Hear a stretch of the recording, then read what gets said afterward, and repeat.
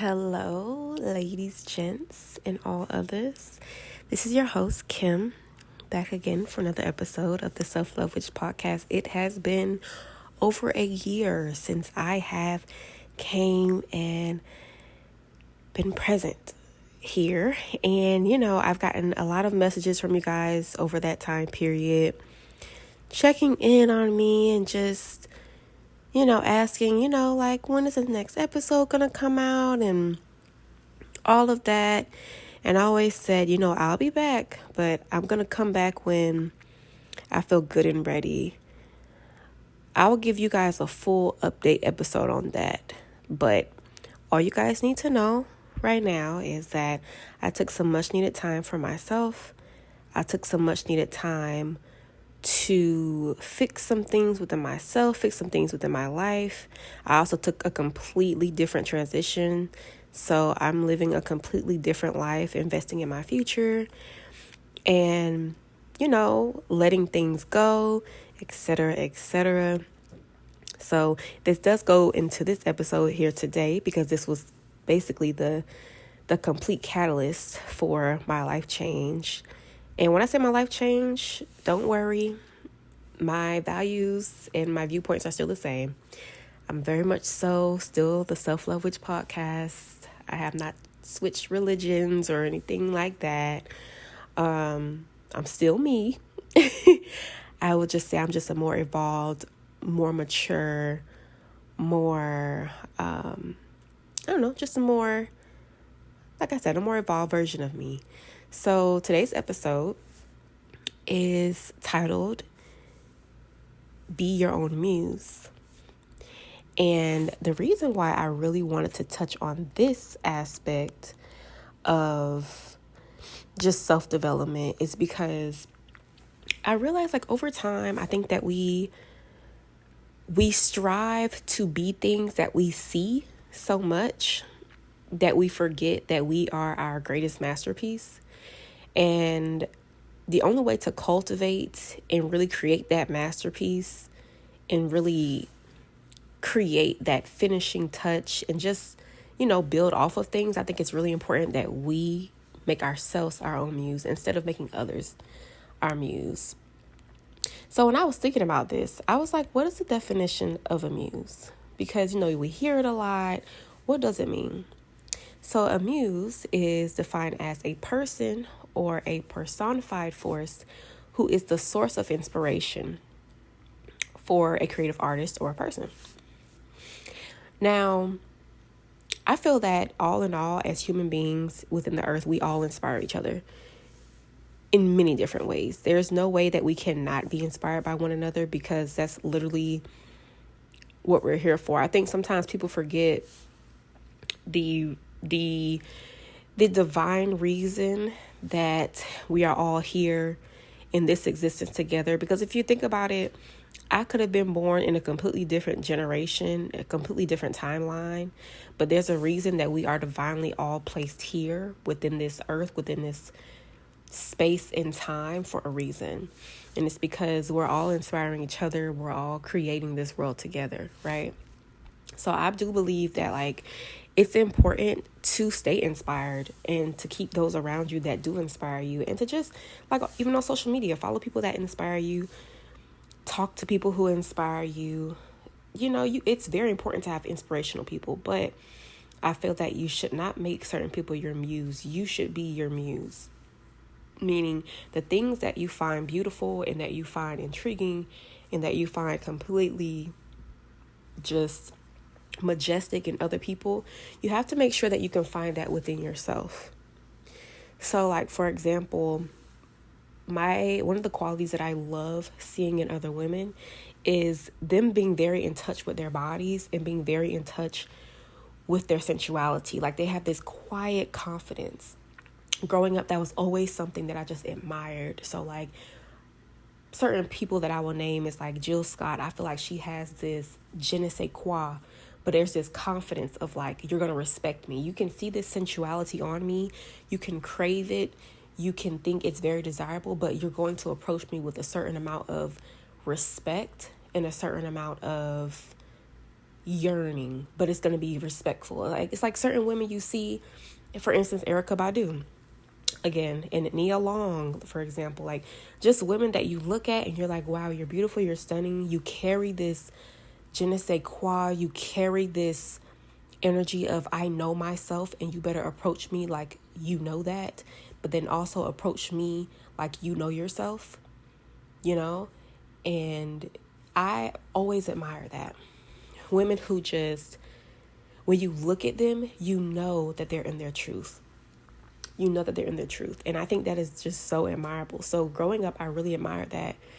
And so as I got older, I really worked on emulating that because, you know, the main thing that I think we need to start remembering is that whatever you consume is what you become.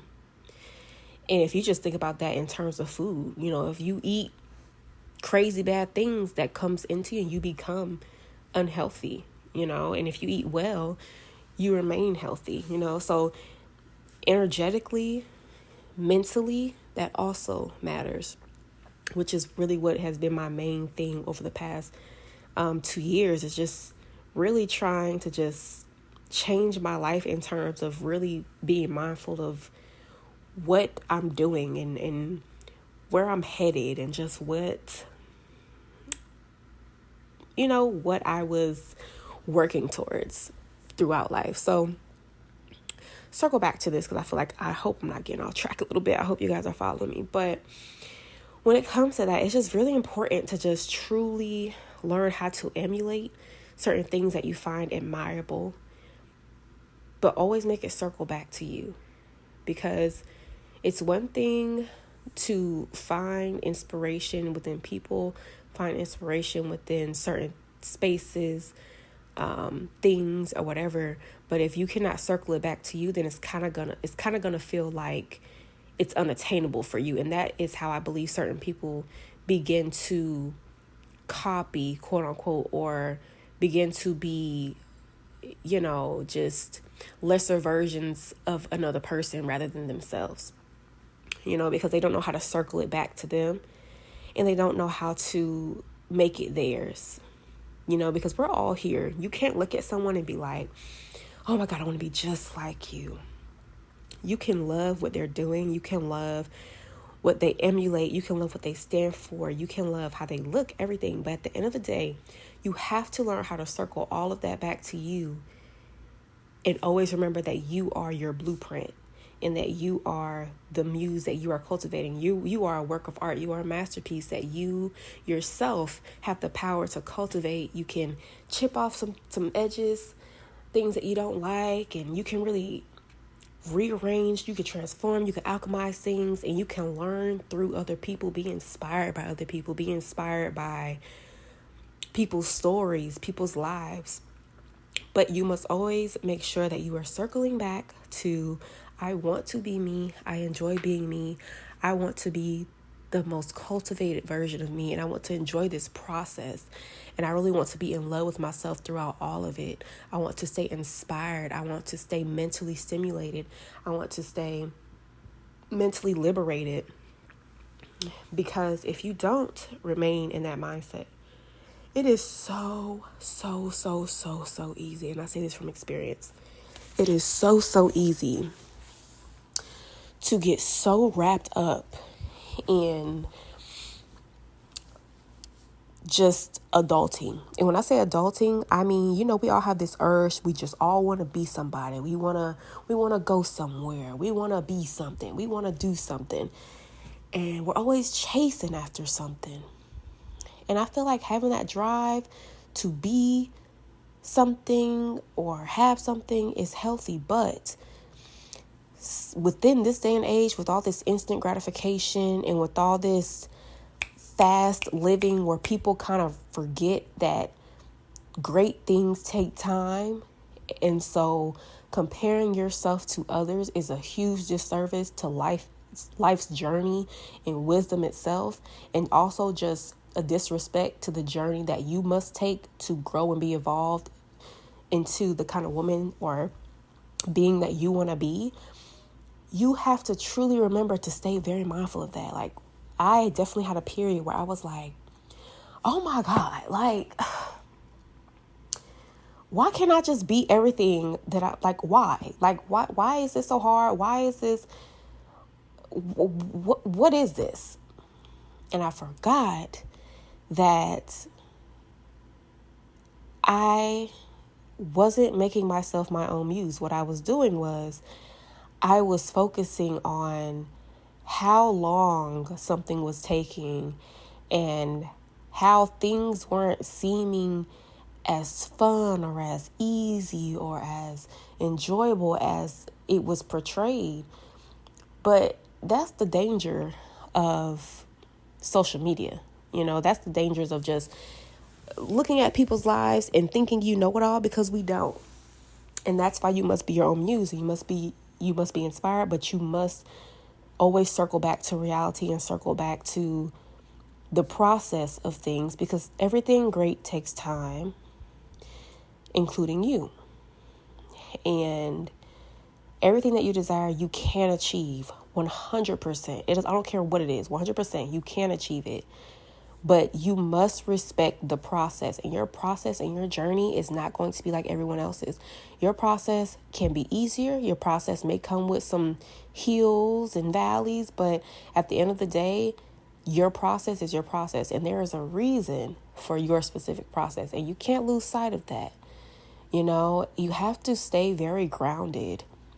And that within itself has been a major concept for me. You have to stay super grounded and remember over everything, over all of the noise, over everything that you're seeing, over everything that you're hearing from just the fast-paced living. Because, for instance, for me, I am such a slow living type of gal. If I could just have my cabin right now and smack dab in the middle of a nice, like, few acres of land with a farm, with a garden, with a long road, with a few mountains around, with maybe a few neighbors, maybe like 2 miles out, like, that's the kind of life that I would like to live. But reality, which I will live that life, but right now I live within a city, a fast-paced city, where I don't have the opportunity to experience that slow type of living like I would like. And that could definitely weigh down on me. So I've been learning that throughout the process, I have to always swing back to reality and realize that I have to cultivate that aspect of, you need to slow down. You just need to slow down. You can't let the outside world just completely just discombobulate you and get you so thrown off that you lose sight of what you're working towards. And then you just lose sight of yourself. And that's because you're not remembering that you are your own muse. If you listen too much to that outside noise, too much of the fuckery outside, you can get very blinded, very shaken up, and you'll feel it within your spirit. Like, this concept of being your own muse, it goes so deep because there's a certain kind of responsibility that you kind of have to constantly have, and you kind of have to constantly remember, which is, above all else, keep your soul and keep your heart open. Because the world is not always, I feel like currently, it depends on the spaces that you're in. You have to really be disciplined when it comes to just making sure that you are putting yourself within spaces that keep you inspired and keep your spark alive and keep your source of creativity alive. Because once that dies, it's very hard to remain your own muse, because now your concept of free thought and visualization and creativity is now stifled, and that just becomes a whole different thing. If you're trying to be your own muse, you have to, when we think of a muse, we think of art, we think of cultivating a masterpiece. So the responsibility comes when artists are making a masterpiece. They create the environment. They have a quiet room. It's them and their canvas and their colors and their free mind and their free will. And I feel like the responsibility that we have to always be reminded of is that we must always make sure we have that space to go to at the end of it all. We have to always have that space, because once you lose that space, it is very hard to find it again. And I say this from experience. It's very hard to find it again. And quite frankly, I feel like liberated people like ourselves, like I feel like if you're listening to this podcast, you definitely resonate with me and the things that I've been speaking about. So you definitely understand where I'm coming from as far as like when you're just a liberated person and you're more so in the world but not of it, and you believe in a world where everyone should just be free and everyone should just be able to express in love, and in the way that the world is set up, it's very just, it's so fast paced, it's so against our nervous system, it's so capitalistic, it's so against human nature. If you feel that way, I know you feel what I'm talking about. Within this world, you have to have your safe space. You have to have your safe space. You have to have your safe room, like the artist has. You have to have your safe room, your safe space within your mind. Even, I feel like we need to have a safe space within our mind and within our physical environment. Whether that means if you have to, grab a book that just makes you comfortable, you go to a specific beach, you sit in a specific corner, you do something like a ritualistic kind of thing that we must keep alive. Because once you lose that ritual aspect of life that keeps you inspired and keeps you motivated, you really lose light of who you are, and you really lose light of what you're doing it for and who you're doing it for, which is you. So this whole concept of being your own muse is more so just saying you really have to make sure that at the end of the day, at the end of the light, at the end of the tunnel, at the end of everything, that your one goal is to be yourself and to be everything that you ever wanted to be, and to not become everything that this world wants you to be. Losing yourself is the greatest. Everyone talks about like what's the worst thing that could ever happen to them. I feel like the worst thing that could ever happen to me, the worst thing that could ever happen to anybody, in my personal opinion, it's not going broke, it's not losing physical things. I feel like the worst thing that can happen to a person is losing their mind and being unhappy with who they are. If you are not content with who you are, that creates a whole domino effect. And you gotta catch it. You gotta know when you're letting life and the world just take the full reins on your ride and taking full control of your car and driving your life. You have to make sure you are not a passenger in your life. You have to make sure that you are the driver. And I feel like traumatic things happen in life where a lot of times we can unknowingly become the passenger. We don't know that we're letting our trauma drive us. We don't know that we are just sitting, feeling like, we don't really realize when we're just letting life take us places instead of like checking in and being like, okay, where is my influence in this situation?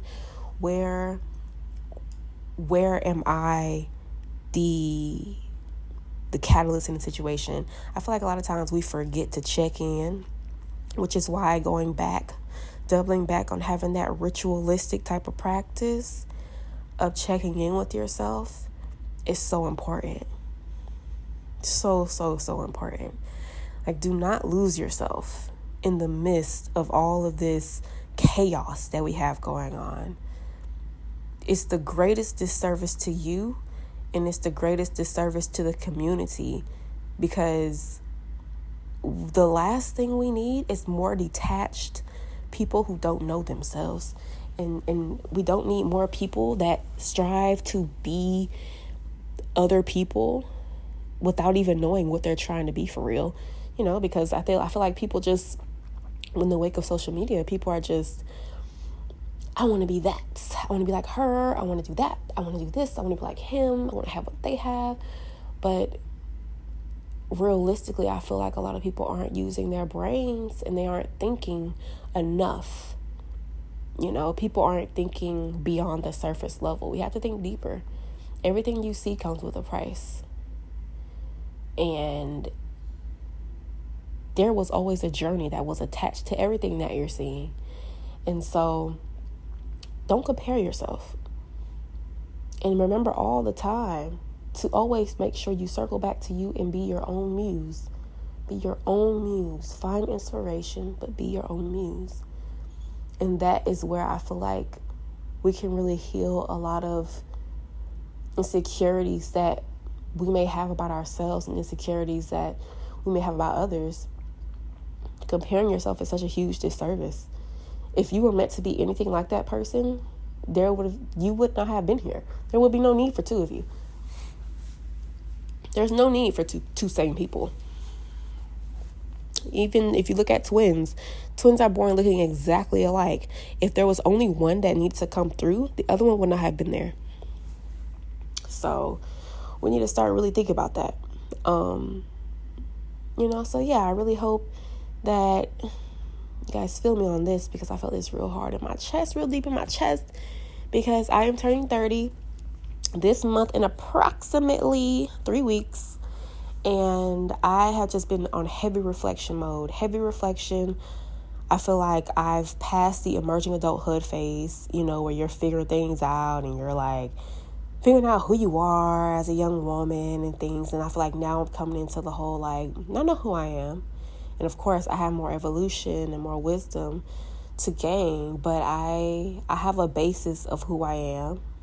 I am beyond the distraction phase within my life. I'm beyond neglecting, facing things. I just feel like I'm in a space where I have been making a lot of peace with certain things and certain people, and just certain wounds that have just bothered me my whole entire life. And it just really opened my eyes to, the art of being your own muse, and making sure you keep that alive and maintain the importance and the reality of the beauty of the journey, and learning to just slow down. Because if you be your own muse, you have no need to rush, my love. You can just slow down.